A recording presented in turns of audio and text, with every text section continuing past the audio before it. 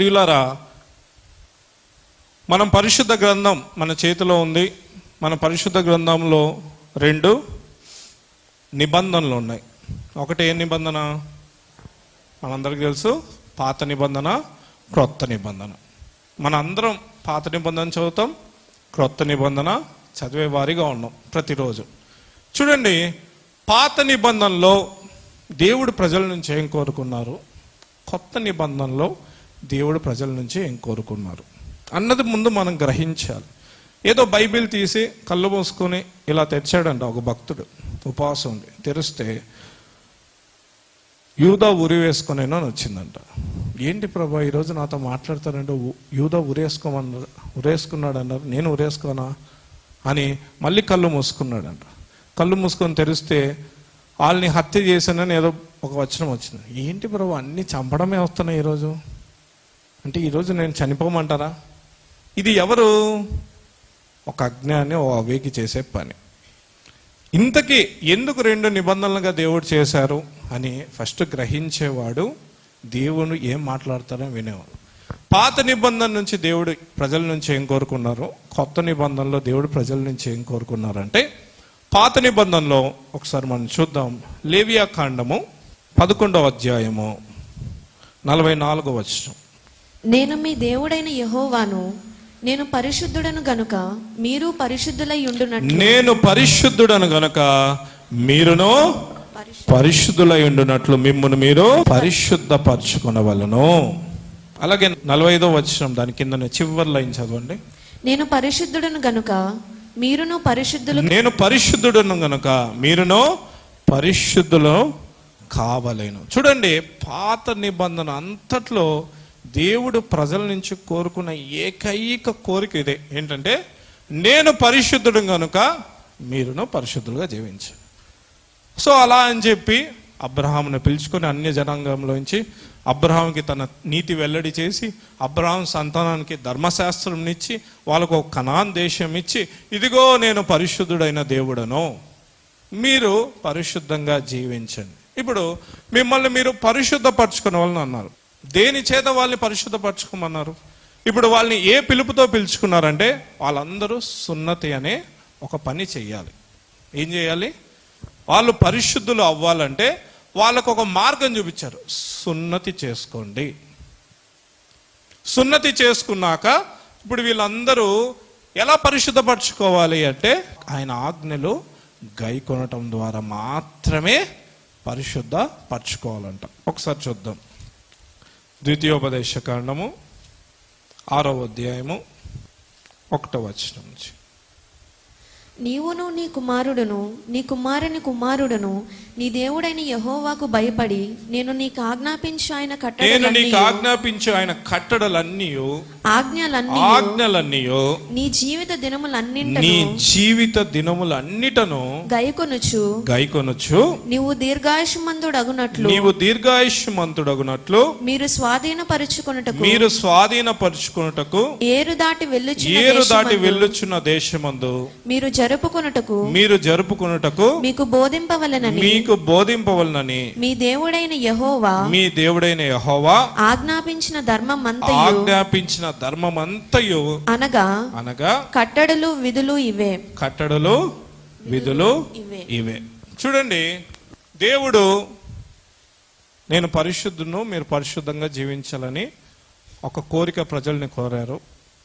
So ఆ కోరిక కోరి సున్నతి అనే ఒక మార్గమున వాళ్ళందరినీ తన జనులుగా ప్రత్యేకపరచుకొని, ఇప్పుడు ఈ ప్రజలు ఎలా పరిశుద్ధపరచబడాలంట?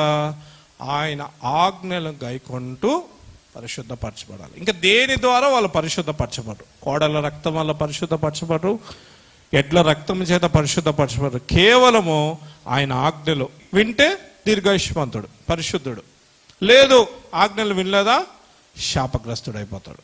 సో ఇలా దేవుడు పాత నిబంధనలో ప్రజల్ని పిలవగా అతి కొద్ది మందే, వేళ్ల మీద లెక్క పెట్టచ్చు, అతి కొద్ది మందే ఆయన కోరిన కోరికను తీర్చారు. అలాగే ఆయన చెప్పిన సున్నతి ద్వారా పిలువబడిన అనేకులు ఆజ్ఞను కొద్ది మందే పాటించారు, పరిశుద్ధంగా మారారు. మిగతా వాళ్ళందరూ ఏమైపోయినారంట? శాపగ్రస్తులుగా అనేక మంది మిగిలిపోయారంట. ఇప్పుడు కొత్త నిబంధనలోకి వద్దాం.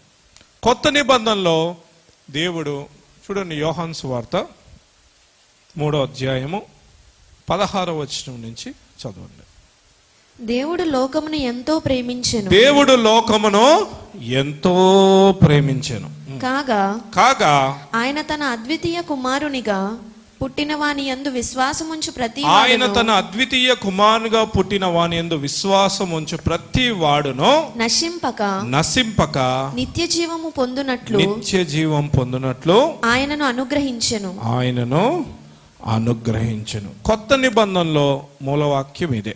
ఏంటి? అక్కడేమో దేవుడు ఏం పిలిచారు? నేను పరిశుద్ధుడు, మీరు పరిశుద్ధంగా ఉన్నారు. 2, నేను లోకమును ఎంతో ప్రేమించా కాబట్టి నా అద్వితీయ కుమారుడైన క్రీస్తును మీకు ఇచ్చేస్తాను. ఆయన నామందు విశ్వాసం ఉంచి మీరు నిత్య జీవము పొందాలి. పాత నిబంధన అంతా పరిశుద్ధత, కొత్త నిబంధనలో పరిశుద్ధతతో పాటు ఏమాడైంది? ప్రేమ. దేవుడు ఆ కాలంలో మనుషుల్ని పరిశుద్ధత అడిగారు. కొత్త నిబంధనలు ఏం కోరారు? పరిశుద్ధతతో పాటు ఏం కోరారు? ప్రేమ. ఎందుకు? అక్కడేమన్నారు? నేను పరిశుద్ధుని కనుక మీరు పరిశుద్ధులు అవ్వండి అన్నారు. ఇక్కడేమంటున్నారు?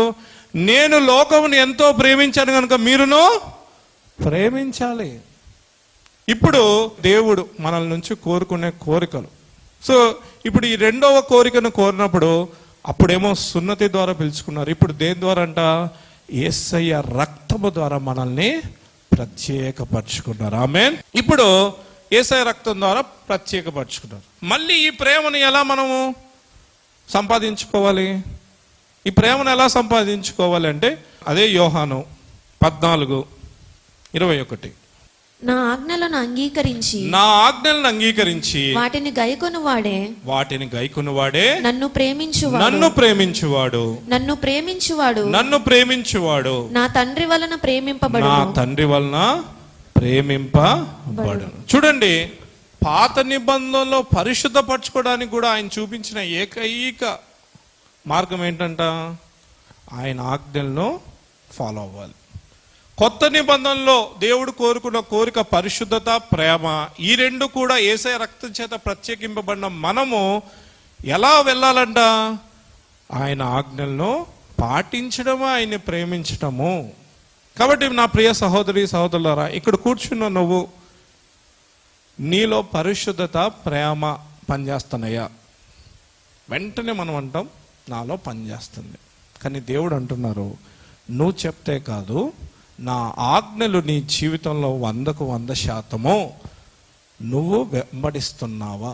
ఆజ్ఞలను వెంబడించడం ద్వారా దేవుని ప్రేమ నీలో పుడతదే కానీ ఘోరమైన వ్యాధి కలిగినది, మోసకరమైన హృదయంలో నుంచి దుర్బుద్ధి వలనో, దురాశ వలనో, అవసరానికో పుట్టే ప్రేమను దేవుని ఎడల నువ్వు అనుకుంటే మనల్ని మనం మోసం చేసుకునే వారిగా ఉంటుంది. నువ్వు యథార్థంగా జీవిస్తూ ఉంటే అదే దేవుని నువ్వు ప్రేమించడం. కానీ నువ్వు ఐ లవ్ యూ యేసయ్యా, నేను మీకోసమే బ్రతుకుతున్నాను యేసయ్యా, మీరంటే పిచ్చి యేసయ్యా అని చెప్పడం ద్వారా అది ప్రేమగా దేవుడు అంగీకరించడం. అలాంటి ఒక వ్యక్తి పరిశుద్ధ గ్రంథంలో తన జీవితం అంతయు ఐ లవ్ యూ యేసయ్యా అన్నాడంట. నాకు యేసయ్యా మీరంటే పిచ్చి అన్నాడంట. యేసయ్యా మీకోసం ఎంత దశంభాగమైనా ఇస్తా యేసయ్యా అన్నాడంట. మీకోసం ఎన్ని మీటింగులకైనా వెళ్తా యేసయ్యా అన్నాడంట. మీకోసము ఎన్ని స్పాన్సర్లైనా చేస్తా యేసయ్యా, మీకోసము ఎంతమంది సేవకులైనా మా ఇంటికి పిలిచి భోజనం పెడతాను యేసయ్యా అన్నాడంట. కానీ వాక్యాన్ని మాత్రం వెంబడించలేదంట. ఒకవేళ ఇలాంటి ప్రవర్తన నీలో ఉందేమో జాగ్రత్త. ఓకే, ఇది మంచిదే, కానీ నువ్వు వాక్యాన్ని వెంబడించకపోతే ఖచ్చితంగా వ్యర్థులుగా మిగిలిపోతాం. చూడండి, పరిశుద్ధ గ్రంథంలో లూకాసు వార్త 16వ అధ్యాయము, మనందరికీ బాగా తెలిసిన ఉపమానము. యేసయ్య ఏం చెప్పినా ఉపమానాల ద్వారానే ప్రజల్ని బోధించారు. ఉపమానాల ద్వారా. ఎందుకంటే ఉపమానం ద్వారానే మనస్సు తెరవబడుతుందని యేసయ్య నమ్మారు. ఆయన్ని వెంబడిస్తున్న మనం కూడా వాటినే నమ్మాలి. చూడండి, 16వ అధ్యాయం 19వ వచనం నుంచి ఒకసారి చదవండి. ధనవంతుడు ఒకడు ఉండెను. అతడు ఊదా రంగు బట్టలను సన్నపు నార వస్త్రములను ధరించుకుని ప్రతి దినము బహుగా సుఖపడుచుండువాడు. లాజరు అను ఒక దరిద్రుడుండెను. వాడు కురుపులతో నిండినవాడై ధనవంతుని ఇంటి వాకిట పడి ఉండి అతని బల్ల మీద నుండి పడు రొట్టె ముక్కలతో ఆకలి తీర్చుకొనగోరెను. అంతేకాక కుక్కలు వచ్చి వాని కురుపులు నాకెను. ఆ దరిద్రుడు చనిపోయి దేవదూతల చేత అబ్రహాము రొమ్మును కొనిపోబడెను. ధనవంతుడు కూడా చనిపోయి పాతి పెట్టబడెను. యేసయ్య చెప్పినట్టు ఎవరు చెప్పలేరండి స్టోరీ. ఇంత ఈజీగా చెప్పేసి వాళ్ళని ఎక్కడి వరకు చెప్పేశారు? 3 వచనాల్లో వాళ్ళ స్టార్టింగ్ నుంచి వాళ్ళు మరణించేంత వరకు చెప్పేశారు. ఇద్దరు స్టోరీని. నాకు తెలిసి భూమి మీద ఇంత ఈజీగా ఇంత అర్థమయ్యేట్టు ఒక ఇద్దరు స్టోరీని దేవుడు చెప్పినట్టు మనం ఎక్కడ చూడం, ఏ బుక్కులలో చూడం. ధనవంతుడు ఒకడు ఉండేవాడంట. అతని పేరు లేదా? యేసయ్యకి ఇష్టం లేదు అతని పేరు చెప్పడం, అంతే. లాజరుకు పేరు చెప్తున్నారు, దరిద్రుడు ఉన్నాడంట. లాజర్ పేరు మాత్రం యేసయ్య చెప్తున్నారు, ఎందుకంటే యేసయ్యకి ఇష్టం అతను. రెండే. ఎందుకు యేసయ్యకి ఇష్టము? ఇందాకేమన్నారు? ఒకడు నా ఆజ్ఞలను పాటించుటమే నన్ను ప్రేమించడం. నన్ను ప్రేమించు వాడిని నా తండ్రి ప్రేమిస్తారు, నేను ప్రేమిస్తాను. ఇప్పుడు యేసయ్య ధనవంతుడు ఒకడు ఉన్నాడు, ఉదారంగు వస్త్రములు వేసుకుని ప్రతి దినము అంట సుఖపడుచూ ఉండేవాళ్ళంట. ఇప్పుడు చూడండి, ఇక్కడ కూర్చున్నాం ప్రతి ఒక్కరం నాతో సహా. ఏం కోరుకుంటాం దేవుని దగ్గరకు వచ్చి? సుఖం ఇవ్వమని కోరుకుంటామా, కష్టాలు ఇవ్వమని కోరుకుంటామా? అసలు ఏసే కష్టాలు ఉంటేనే కదా ఏసే దగ్గరకు వచ్చేది. సుఖం ఇయ్యా, ప్రశాంతత ఇవ్వయ్యా.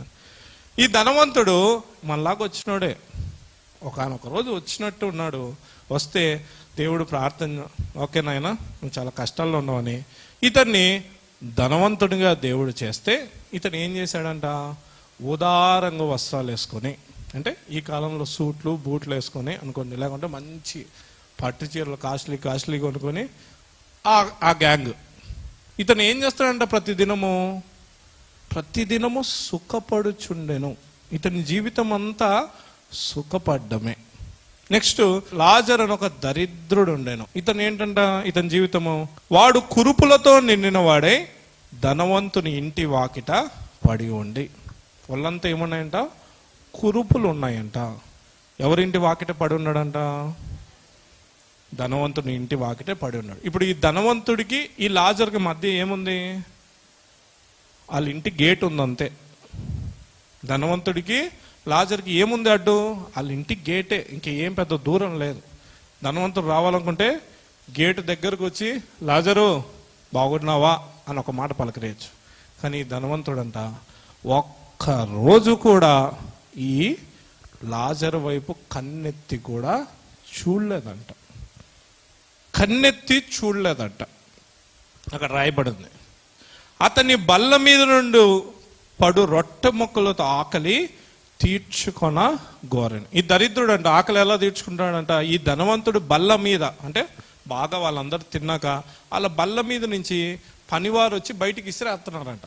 మిగిలిపోయిన కూరలు, మిగిలిపోయిన అన్ని ఆహార పదార్థాలన్నీ గోడ బయట గేటు పక్కకు వచ్చి పోస్తుంటే అక్కడ కుక్కలు వచ్చినాయంట.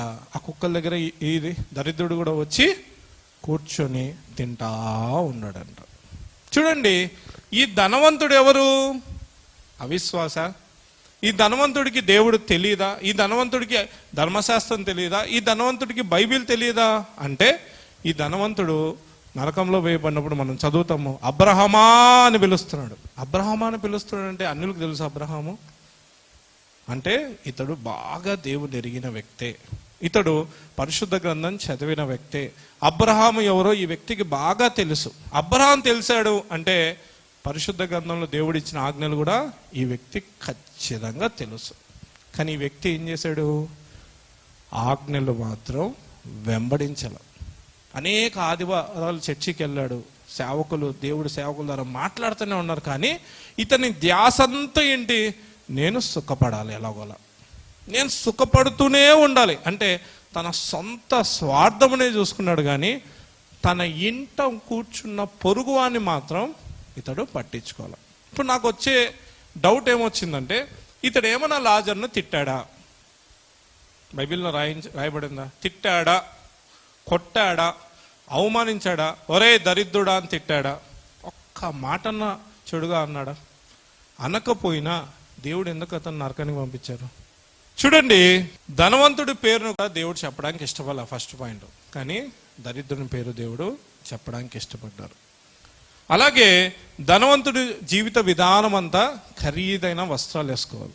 ఈ ధనవంతుడు కూడా దేవుడు బ్లెస్ చేశాక ఏమైపోయినాడంట, వస్త్రాలు కప్పుకోవడానికి అయితే మనోడు ధ్యాస ఎక్కడికి వెళ్ళిపోయింది, మంచి ఖరీదైన వస్త్రాలు కొనుక్కోవాలి, వేసుకోవాలి, తిరగాలి ఊరి మీద పడి, అంతే. ఇంక వేరే ఉద్దేశం ఏమీ లేదు. దేవుడు ఆదాము అవ్వకి ఏదైనా తోట నుంచి పంపిస్తా ఏం కప్పి పంపించారంట, చర్మము చొక్కాయలు తొలగించి పంపించారంట. ఇతని ఉద్దేశం ఏంటి, ఖరీదైన వస్త్రాలు వేసుకొని తిరుగుతున్నాడు. కానీ ఇతని ఇంట వాకిట కూర్చున్న వ్యక్తికి ఏం లేవంట, వస్త్రాలే లేవు. అందుకే కుక్కలు వచ్చి అతని కురుపులను నాకుతున్నాయంటండి. ఒక్క గేటు దాటితే ఇంట్లో ఏమున్నాయి, ఖరీదైన వస్త్రాలు ఉన్నాయి, కానీ ఒక్క వస్త్రం కూడా వచ్చి ఇతనికి ఇవ్వడానికి ప్రేమ లేదు. చిన్న గేటు గ్యాప్ అంతే. అలాగే ఈ ధనవంతుడు చనిపోయినాడు, లాజరు చనిపోయాడు. ఈ ధనవంతుడు చనిపోయినప్పుడు ప్రజలందరూ వచ్చి, ఎంతమంది వచ్చి ఉంటారు, ధనవంతుడు చనిపోయినాడు అంటే ఎంతమంది వెళ్తారు, ఆ ఊర్లో ఉన్న ప్రముఖులు అందరూ వెళ్తారు. వెళ్ళి ఎంత గొప్పోడండి, బా ఏం ఇల్లు కట్టాడండి, అసలు ఏం సంపాదించాడండి, బా పిల్లలందరినీ సెటిల్ చేసి పడేశారండి అని గొప్పలు చెప్పుకుంటా డప్పులు వాయిస్తూ ఘనంగా ఒక పెద్ద వ్యాన్ నిండా పూలు పెట్టేసి పెద్ద ఫ్లెక్సీ పెట్టేసి అయింది. ఎంత ఘనముగా. క్యాప్షన్ ఏంటి, క్యాప్షన్ మాత్రం మీరు మర్చిపోకూడదు. క్యాప్షన్ ఏంటి, వాక్యం, నా పరుగు తుదముట్టించి తిని నా ప్రభువును కలుసుకోవడానికి నేను వెళ్ళాను. మహిమ ప్రవేశం. ఏ మహిమ పెడతారా లేదా? ఇప్పుడు చనిపోయిన వాళ్ళందరికీ బ్యానర్ పెట్టడం, మహిమ ప్రవేశం పెట్టడం, నా పరుగు తుదముట్టించి నా విశ్వాసాన్ని కాపాడుకుంటుని. సో బయలుదేరి డప్పులు కొట్టుకుంటూ తీసుకెళ్ళిపోతున్నారు. అవునా? లాజర్ చనిపోయినాడు, బతుకుండా కుక్కలు నాకుతానే ఎవరు పట్టించుకోవాలి, చస్తే ఎవడని ముట్టుకుంటాడా? అందరూ అనుకుంటారు వీడు దరిద్రుడురా, వీడు బతుకు ఒక్కర్లేరా అనుకుంటారు. అప్పుడంట లాజర్ని తీసుకెళ్ళడానికి ఎవరు వచ్చారంట, దేవదూతలు వచ్చారంట. దేవదూతలు వచ్చి అతను తీసుకుని వెళ్తున్నారంట. ధనవంతుడు ఎక్కడ వెళ్ళిపోయినాడు, పాతాళంలోకి వెళ్ళిపోయినాడంట. దిక్కులేని వాడు. దేవదూతలు తీసుకొని వెళ్ళారంట, ధనవంతుని లాక్కొని వెళ్ళారంట. చూడండి, వ్యత్యాసం మనకు అర్థం అవ్వాలి. దేవుడు చెప్పిన దాంట్లో దేవుడు ఆజ్ఞలను నువ్వు పాటిస్తే దేవదూతలు తీసుకొని వెళ్తారు. దేవుని ఆజ్ఞల్నే పట్టించుకోకుండా నీ సుఖమును కోరుకుంటూ నువ్వు ఈ భూమి మీద జీవిస్తే ఎవరు లాక్కొని వెళ్తారు, దురాత్మలు లాక్కొని వెళ్ళిపోతాయంట. ఇప్పుడు చూడండి, ఈ దరిద్రుడైన ఇతను ఎంత గొప్ప ఆశీర్వాదం పొందాడు, అబ్రహాము రొమ్మును అంత ఆశీర్వాదమా? మరి భూమి మీద ఏంటి దిక్కులేనివాడు అయిపోయినాడు, అయిపోతాడు. కానీ అతను ఆత్మీయంగా బహు ధనవంతుడు. నేను చెప్తాను ఎలా ఆత్మీయంగా బహు ధనవంతుడు అయ్యాడు. ఇతడు ఆత్మీయంగా చచ్చిపోయిన స్థితి. ఎవరైతే దేవుని వాక్యమును విని ఆయన ఆజ్ఞలు విని ఆయన ఆజ్ఞల్ని గైకొనకుండా జీవిస్తే ఆత్మీయ దరిద్రత వాళ్ళని వెంటాడుతూనే ఉంటుంది. ఈరోజు మనలో అనేక మంది బలహీనులు, రోగులు, అప్పుల ఊబిల్లో, శారీరక భయంకరమైన శ్రమలో ఎందుకున్నామో తెలుసా? చెయ్యింది ఒకటి, నువ్వు యేసు ప్రభువు నమ్ముకున్నావు, యేసయ్య రక్తంలో పాపాన్ని కడుక్కున్నావు, పరిశుద్ధపరచబడుకున్నావు, బాప్తీసం పొందుకున్నావు, అంతా అయిపోయింది అనుకుంటున్నావు. కానీ ఆయన ఆజ్ఞల్ని నువ్వు వెంబడించకపోతే నువ్వు ఆత్మీయ భ్రష్టురాలు అవుతావే, కానీ నువ్వు ధనవంతుడు ఎప్పుడూ కాలేవు. చూడండి, దేవుడు ఇక్కడ అతని పేరు ధనవంతుడికి ఏం చెప్పాడంటే, దేవుడే అతన్ని ధనవంతుడు చేసింది. ఈ భూమి మీద ఒకరిని ధనవంతుడు చేయాలన్నా దరిద్రుడు చేయాలన్నా దేవుని ఇష్టం. కానీ ఇతరులకు ఉపయోగపడే ధనవంతుడిగా దేవుడు మారుస్తే అతను మాత్రం తనకు తానే ప్రయోజకుడుగా మారాలనే స్వార్థంతో బతికిన ఒక ధనవంతుడు. ఇప్పుడు చూడండి, ఒకరు అబ్రహాం రొమ్మునికి వెళ్ళారు, ఒకరు పాతాళంకి వెళ్ళారు. ఇప్పుడు పాతాళంకి వెళ్ళినప్పుడు ఇతను ఎలా ఉన్నాడో ఒకసారి చూద్దాం. 23వ వచనం. అప్పుడు అతడు పాతాళంలో బాధపడుచు కన్నులెత్తి దూరం నుండి అబ్రహామును, కన్నులెత్తి, ఈ మాట అండర్లైన్ చేసుకోండి, భూమి మీద ఉన్నంత కాలం తన ఇంట వాకిట పడి ఉన్న వాడిని కన్నులెత్తి చూడలా, ఆకాశబందున్న దేవుని కన్నులెత్తి చూడలా. ఎంతసేపు ఉన్నా నన్ను చూడండి, నా వస్త్రాలు చూడండి, నా సుఖం చూడండి, నన్ను నన్ను నన్ను అని బతికాడు. పాతంలో పడ్డాక ఒకే ఒక డైరెక్షన్. ఏం డైరెక్షన్? కన్నులెత్తి చూస్తున్నాడంట. ఆమేన్. రేపు ఎవరైనా ఇక్కడ ఉండగానే ఆయన వైపు చూడకుండా, నీ పొరుగు వాని వైపు చూడకుండా బ్రతుకుతే హెచ్చరిక, ఇంకా నువ్వు కన్నులు ఎత్తుకునే చూస్తూ ఏడవాలి. కన్నులెత్తి చూస్తూనే ఏడుస్తారు. ఇంకా పాతంలో పడిన మరుక్షణం కన్నులెత్తి దూరము నుండి అబ్రహామును అతని రొమ్మున ఆనుకుని ఉన్న లాజరును చూచి తండ్రివైన అబ్రహామా నా యందు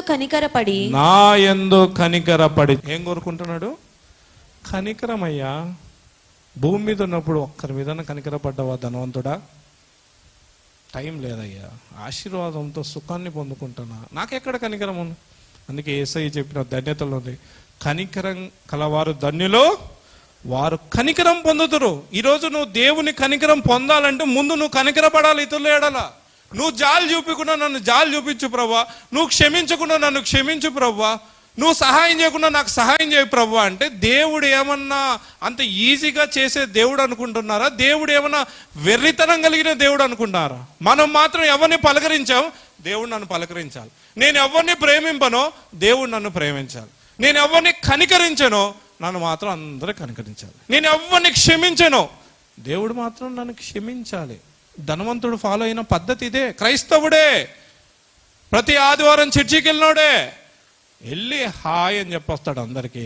ఇంటికి వెళ్ళి తనకు నచ్చినట్టు జీవించేవాడు. అందుకే కనికరం కావాలయ్యా. అబ్రహమా కనికరం చూపించండి అయ్యా అంటే అబ్రహాం అంటున్నాడంట, నవ్వుతున్నాడంట. అబ్రహాం ఎవరు వస్తారయ్యా నీ దగ్గరికి? సో పాతంలో పడిన వ్యక్తి ఏం కోరుకుంటున్నాడు? కన్నులెత్తి చూడడం మొదలు పెట్టాడు. పడ్డాక కానీ ఎవ్వరు సహాయం చేసేవారు లేరు. 2 కనికరపడమని అక్కడ వేడుకుంటున్నాడంట. భూమి మీద కనికరం చూపించింటే బలా నమ్మకమైన మంచి దాసుడు అని దేవుడు బహుమానం ఇచ్చేవారు పరలోకంలో. పోగొట్టుకున్నాడు. ఇప్పుడు ఎంత కనికరమించమని ఏడ్చినా ఏం లాభం? అక్కడ ఎవరు వినేవాళ్ళు ఉన్నారు? నా యందు కనికరపడి తన వ్రేలి కొనను నీళ్లలో ముంచి నా నాలుకను చల్లార్చుటకు లాజరును పంపుము. ఒక్క నీటి చుక్క కోసం అడుక్కుంటున్నాడు. ఒక్క నీటి చుక్క కోసం. ఒక్క రోజన్నా లాజర్ మీద ఒక చిన్న నీటి చుక్క ఇచ్చాడా? ఇప్పుడు నరకంలో ఏం తక్కువైంది దానికి? అదే తక్కువైంది. ఒక్క నీటి చుక్క పంపించయ్యా. ఆ దాహం తీరుస్తుందా? తీర్చదు. కానీ అది వచ్చినా చాలనే స్థితి ఉంటుందంటండి పాతాళంలో. గుర్తుపెట్టుకోండి. ఒక్క నీటి చుక్క ఇవ్వండి అయ్యా. నేను ఈ అగ్ని జ్వాలలో యాతన పడుచున్నానని కేకలు వేసి చెప్పాను. కేకలేస్తున్నాడంటండి. దేవుని దగ్గర ప్రార్థన చేయి నువ్వు బతికున్నప్పుడు అంటే చర్చికి వస్తాడంట. డిగ్నిటీకి వచ్చి ఇలా కూర్చుంటాడంట. నేను ధనవంతుణ్ణి, నేను గట్టిగా అరవను, నేను ధనవంతుణ్ణి. పాట పాడమంటారేంటి? స్పాన్సర్ చేస్తా కానీ పాట పాడను. నేను ధనవంతుణ్ణి, నేను రాగానే అందరూ అయ్యా కూర్చొని అనాలి. డిగ్నిటీ మెయింటైన్ చేశాడు. నరకంలో ఏం చేస్తున్నాడు? కేకలేస్తున్నాడు అండి. ఎవ్వరు వినట్లా. కేకలు నాన్ స్టాప్గా అబ్రహామా. అక్కడ ఏమైంది? డిగ్నిటీ ఏమైంది? దిక్కులేని స్థితి. నా ప్రియ సహోదరి సహోదరులారా, ఈరోజు దేవుని ఎందుకు సిగ్గుపడుతున్నావు? పిచ్చోళ్ళ స్టెఫను, పౌలు వీళ్ళందరూ రాళ్లతో కొట్టించుకున్నారు ఆయన నామాన్ని ప్రకటిస్తూ. ఈరోజు నువ్వు సువార్త ప్రకటిస్తున్నా, నువ్వు యేసయ్య గురించి ఒకటి చెప్పాలని ఎంత సిగ్గుపడిపోతున్నావో. నరకంలో కేకలేస్తారంట ఇక్కడ సిగ్గుపడేవాళ్ళు. అక్కడ సిగ్గుపడ్డాడు. ఇప్పుడు చూడండి, గేట్ వరకు వస్తాడు, ఎదురింటి వ్యక్తి చూస్తుంటాడు, ఇంకో ధనవంతుడు.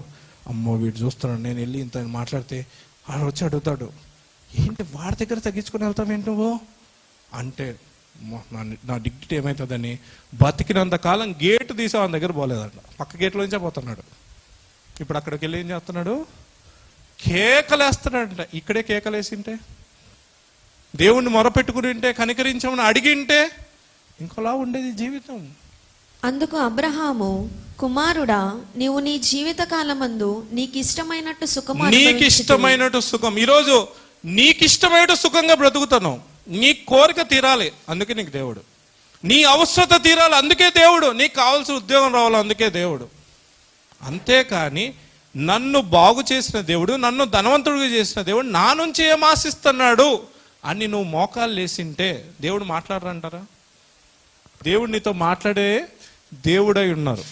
ఈరోజు ప్రార్థన చేయమంటే చాలా మందికి ఎందుకు బాధ తెలుసా? ఏం చేయాలండి? నీకు ఒక సీక్రెట్ తెలుసా? నువ్వు మోకాళ్ళే కానీ నీ తండ్రి నీ దగ్గరకు వచ్చి, ఇదిగో పలానా ఇంట్లో వాళ్ళకి సహాయం కావాలి, చేస్తావా? నీకు చెప్తారంట. ఈరోజు అలా మనసు ఎవరికి లేదు. అమ్మో నేను మోకాళ్ళు వేస్తే దేవుడు వాళ్ళ దగ్గరికి వెళ్ళమంటాడు, వీళ్ళ దగ్గరికి వెళ్ళమంటారు, నేను వెళ్తే అమ్మో నా వల్ల కాదు అని మనం ప్రార్థన చేయకుండా ఫోన్ చేస్తాం సేవకులకి. మీరు ఫోన్ చేసి మీరు ప్రార్థన చేసి చెప్పండి మా కోసం, మాకు ఆ సమస్య ఉంది, మాకు ఈ సమస్య ఉంది. నువ్వు ప్రార్థన చేస్తే నీ ద్వారా ఎన్ని చేయించాలనుకుంటారో నీతో మాట్లాడు దేవుడు.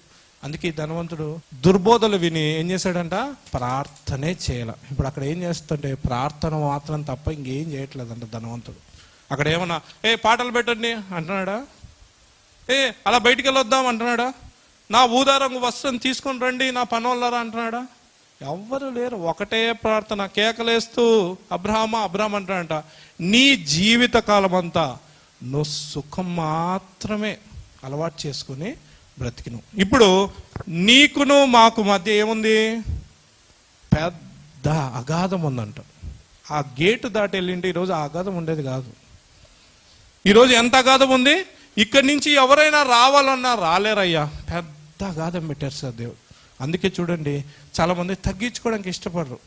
తగ్గించుకోకపోతే పెద్ద అగాధం అడ్డొచ్చేస్తుంది, దేవుడు సహాయం చేయకుండా మన జీవితాల్లో. సో ఇప్పుడు లాస్ట్కి అబ్రహాం అన్నారు, ఎవరం రాలేము, ఈ లాజరు కూడా నీ దగ్గరికి రారు.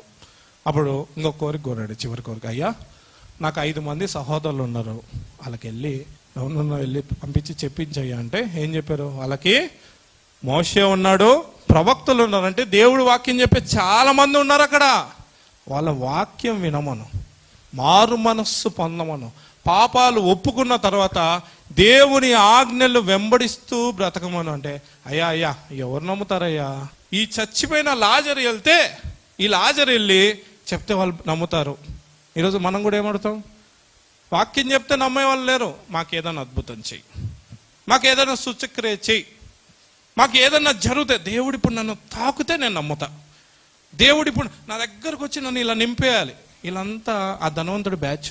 వీళ్ళు వాక్యం చెప్తే నమ్మరు. వీళ్ళకి ఏం కావాలి? ఏదో ఒక సూచక్రియ కావాలి, ఏదో ఒక తాకిడి కావాలి. దానికి చాలామంది అలవాటు అయిపోయినారు క్రైస్తవుల్లో. ఏదో ఒకటి జరగాలి, నేను వెళ్ళే లోపల అది కనపడాలి, నాకు కళ్ళలో కనపడాలి, నాకు నిద్రలో అది రావాలి, నాకు దర్శనంలో కనపడాలి. వీళ్ళంతా ధనవంతులు బ్యాచే. వీళ్ళు వాక్యానికంటే ఇంకా వేరే దానికి ప్రాముఖ్యత ఇచ్చేవారు. కానీ అబ్రహాం ఏమన్నారు? ఎవ్వరు వెళ్ళరు, ఒక్కసారి వచ్చాక ఇంకెవ్వరు వెళ్ళరు.